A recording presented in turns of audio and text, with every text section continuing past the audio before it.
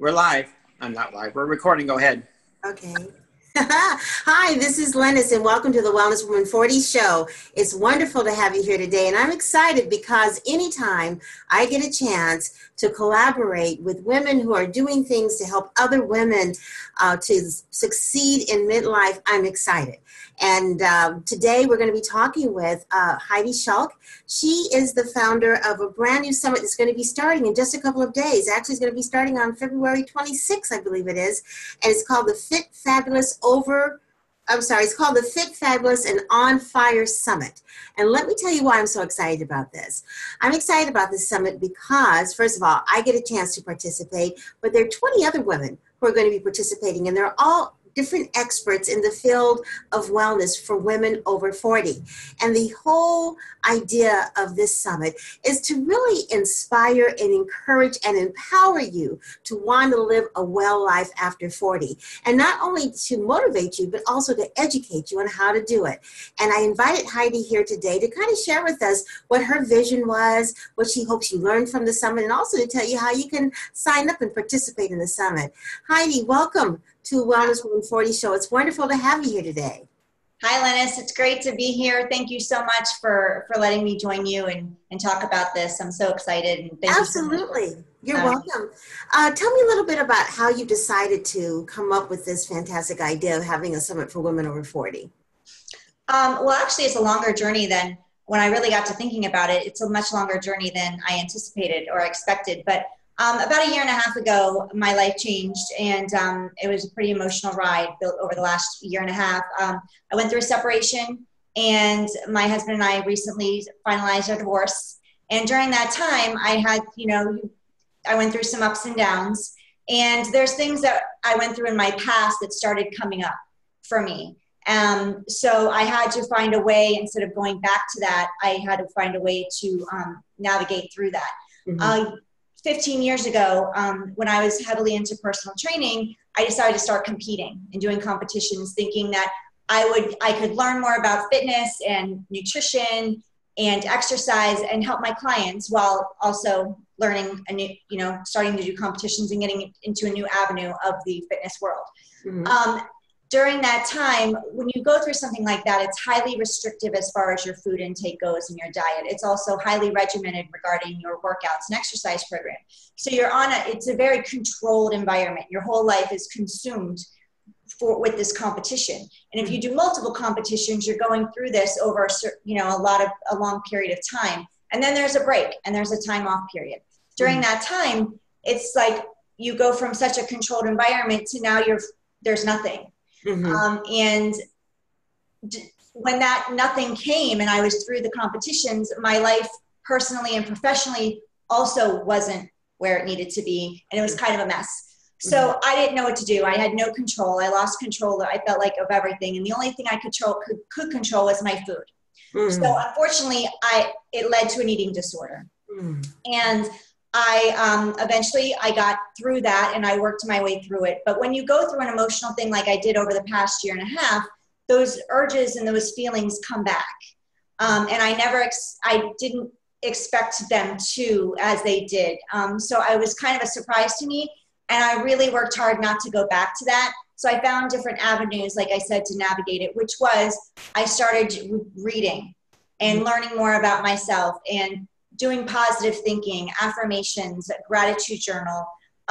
It was a struggle at first because it's something that was new to me and negative thoughts end up coming up. I had very self-poor body image growing up. Even though I was very thin, I was extremely thin. So I had those issues I was dealing with. I had low self-confidence. So when dealing with that emotional baggage and trying not to go back to those negative food issues that I had, that's what led me here. Is I did a lot of introspective work. I was always into exercise and fitness. However, most of us, I've realized, when we think about fitness and exercise and getting healthy, we think about, if we look good on the outside, then we're healthy. Mm-hmm. However, I learned over the last year and a half, that's absolutely not true. Right. If we're not good on the inside, we're not good at all. So we need to get good here and here in order to be good all over here. So that's why I did the fitness in a nutshell. The summit in a nutshell. Well, you know what, that is, it's so true. And so many of us, especially in midlife, have a tendency to think that if we're looking okay on the outside, whatever's going on the inside doesn't really matter as much because we still have that persona on the outside. But after living 40 plus years, in my case, 60 years, there's a lot of stuff that's going on the outside that inevitably, especially if it's negativity, you know, traumatic experiences, emotional upheaval, just life over a series of time. If you don't ever really resolve those issues and bring closure on some of them, that emotional, that negative emotional baggage, eventually it comes out and you can see it on the outside. And it also ends up showing up in our health, you know, through chronic disease, obesity, and eating disorders and things like that. And I'm glad you mentioned that because I have a very good friend of mine who's almost 70, and she suffered from an eating disorder up until about 10 years ago. And a lot of people have a tendency to attribute eating disorders with people who are younger, women who are younger. But the reality is there are a lot of women who have eating disorders in their 40s and 50s and beyond that. So I want to talk about the summit, but I kind of wanted to shine a light on that for a minute. How did you come to realize that you had an eating disorder, and what did you do about it when you found out that you did have one? Well, it was basically a lack of control. I just felt out of control, and I knew I obviously I had the eating disorder because I was doing things I knew that I shouldn't be doing. I knew it wasn't healthy to do it. I knew it was damaging my insides. I grew up in the 80s, so I saw all those after school specials where you see the teenage girls with anorexia or bulimia. Right. And so I knew it, and you're hiding it. When you're in public, you don't want to eat, and when you're at home, you're binging and purging. So you know it's wrong. Like, I knew it was wrong. Mm-hmm. I can't speak for anybody else that goes through it. I knew it was wrong. I knew it was damaging for myself, but it was just, you go through a euphoria and then you go through a guilt process. That's what I did. I went through a euphoria where you're in it and it feels amazing.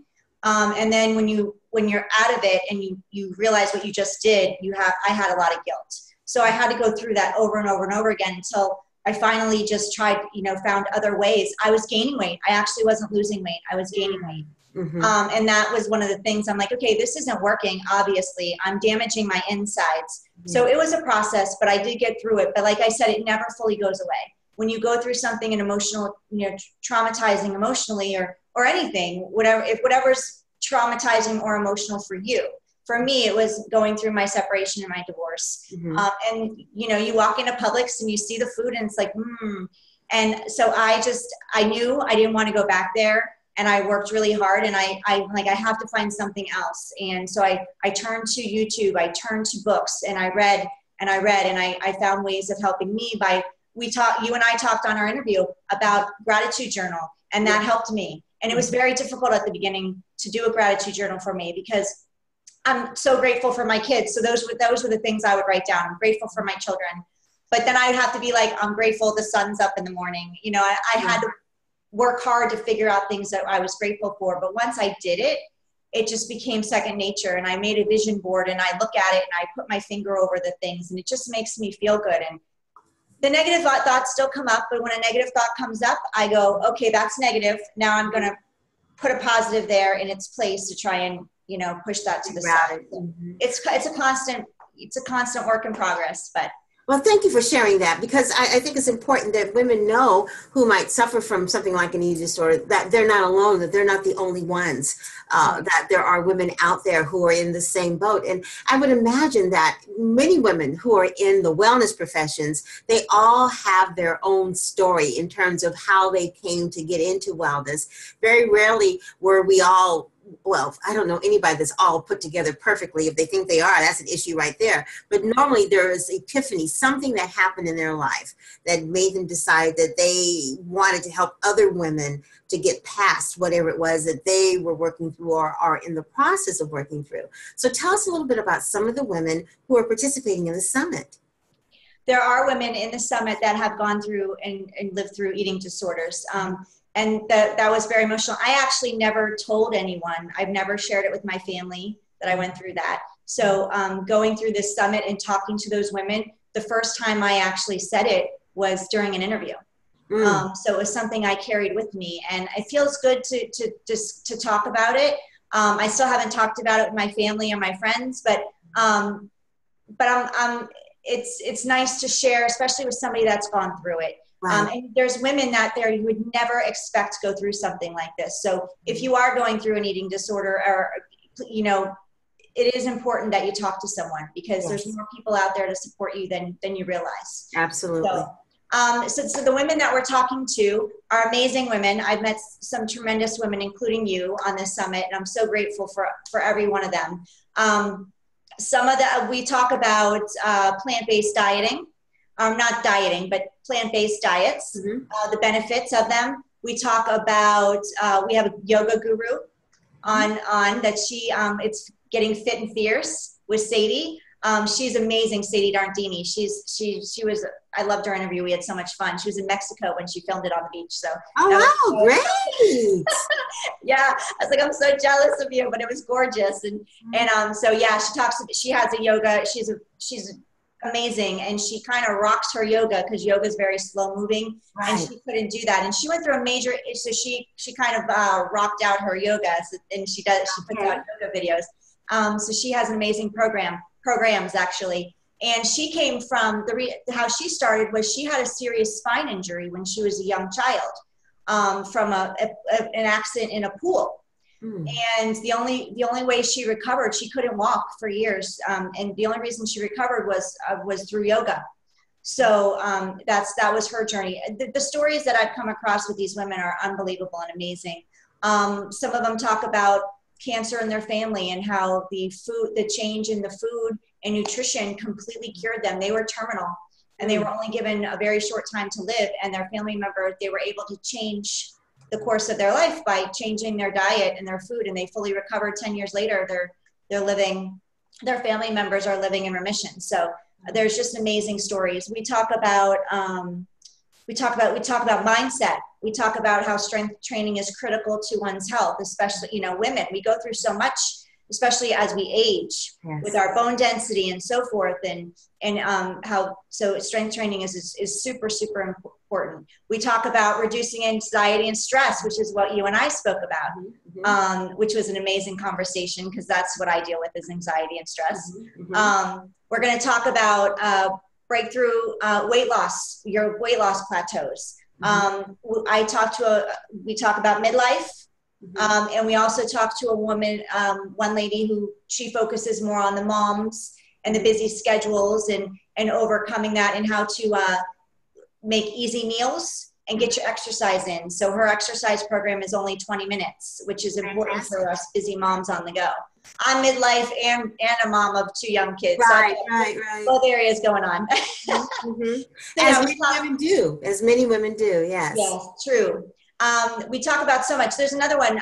Maya Naro is a great conversation I had too. Hers is Where's Your Wobble? And we talk about how what you think determines your results. So going back to the positive thinking, and what you think, if you're thinking negatively, you're going to constantly get the negative results. But if you're thinking positively, then you're gonna move in that direction. You don't have a choice but to move in that direction. So her interview was amazing as well, and her background, where she came from, and her story is intriguing. It's amazing. It just sounds like you have some fabulous women. I mean, really such an array of topics that are so important, and all of them are relevant when it comes to midlife. And when people come to the summit, what is it that you want them to walk away with? What kinds of things do you want them to feel that, what kinds of benefits do you want them to have as a result of attending the summit? I really wanted this summit. This summit was important to me because it came around the time of the New Year's. We all go out there and we make our New Year's resolution. And a lot of people every year, they make the same one. They're going to get fit. They're going to finally get healthy. And like I said, most people, when they think about getting healthy, is what you look like on the outside. And it's not only about that. And coming from a personal training background with my clients, I saw way too many people shoot just for losing that 10 pounds or losing the 20 pounds or the 50 pounds. But once they did it, they went right back to the old behaviors and they gained the weight back, sometimes even more. So what I want people to take away is, yes, it's extremely important to exercise and eat right for your health. But it's also important for your health to get fit up here and in here. Because if we're not fit in our mind and in our spirit, then we can do everything out here. But if we're not fit here, it's still going to cause us the medical issues that being overweight and not eating right would also cause. So in order to lose the weight and keep it off, we have to have the right mindset going into it. You have to love yourself as you are now in order to love yourself as when you lose that 20, 30, 40 pounds. And that's one of the tough things, because so many of us kind of have a tendency to put our self-love on the back burner. I'll love myself when I lose those 10 pounds. I love myself when I'm finally making six figures. I'll love myself when I find that ideal mate. I'll love myself when all my children are launched and away from the home and, you know, everything's great. I'll love myself when I'm debt-free. And basically, I'll love myself when I'm perfect. But I'm here to tell you, because I've lived that kind of a mindset in the past before, there is no such thing as perfection if you are a human being. And I would venture to say there's no such thing as a robot or machine, because they're all made by humans and we make mistakes and we're imperfect. So therefore, putting yourselves on hold to love yourselves until you're perfect is a losing proposition. You'll never get there. So you're right. Why not just go ahead and accept yourself for who you are? Love all the experiences that you've had, good, bad, to get you to where you are, and begin to move forward, really, as we talked about it yesterday, really appreciating this particular moment in time and not spending so much time, stressing over what happened in the past that you cannot change and what might happen in the future that you can't predict. And instead, staying present. And I think with midlife women, that's probably one of the best things that you can learn how to do. And it sounds like you've got women who are talking about that very thing. Yes. And there's a quote by Jillian Michaels that I love her workouts. And I'm a huge fan. And so hopefully one day I talk to her too. But she says, perfect is boring. I don't want perfect. I just want you to try hard and do your best. And that's so true. Perfect is boring. We're never going to be perfect. We're always evolving and always changing and always growing. But at the same time, it is boring. If you're perfect, then where are you going to go? What are you going to do tomorrow? You've already achieved it. So that's what I want people to take away. Love who you are now. Be in the moment. Enjoy the journey, because the journey is what gets us to the next step. And then once we get to the next step, there's more to come. So enjoy the journey. So tell us the name of the summit again, and when does it start? The name of the summit is Fit, Fabulous, and on Fire, How to Become Physically, Mentally, and Spiritually Fit, so you can be fabulous and unstoppable at any age. I love that, fabulous and unstoppable at any age. And I have a bit.ly for you folks to click on. It will be in the content also for you to go and sign up for this fantastic summit that starts on February 26th, and it goes for 2 weeks, correct? Yes, it goes for 2 weeks. And then we'll have a replay period. Fantastic. And that bit.ly is going to be Fit Fabulous Over 40 Summit. So it's going to be bit.ly/Fit Fabulous Over 40 Summit. For those of you who are listening on iHeartRadio, again, that is bit.ly, it's a bit.ly, bit.ly/Fit Fabulous Over 40 Summit. 20 women who are going to be talking about their experiences in being fit and fabulous and sharing with you their expertise and some tips that are going to get you to be fit, not just on the outside, but fit on the inside too. Yes, and everybody offers a free gift at the end of the interview. So there'll be over 21 free gifts for everybody to click on the link and go grab them. And they're amazing gifts. They're not just some, cheesy gifts. They're amazing things to put you into, get you on the road. If you're just starting your journey, it'll get you on the road. If you're already in your journey, it helps you progress. So yes, please join us and take advantage of those free gifts for sure. Fantastic. Thank you so much, Heidi, for joining us on the Wellness Woman 40 show. It's been wonderful to have you. And thank you to all you listeners for spending a little bit of time to finding out what's happening in the world of Wellness Woman. And don't forget to go and check out our group on Facebook, Wellness Woman 40 Group. It's a fantastic group of women. I think now we're close to 1,300. Where last time I looked, it was 1,260 something women that have joined the movement since about the second week of January. So we're on fire. Join the movement. Find out how to be well in your mind, body, and spirit for women who are 40 and going on to midlife and beyond, like me. Thanks so much for listening. I'm glad that you decided to join us, and I'll see you again next time.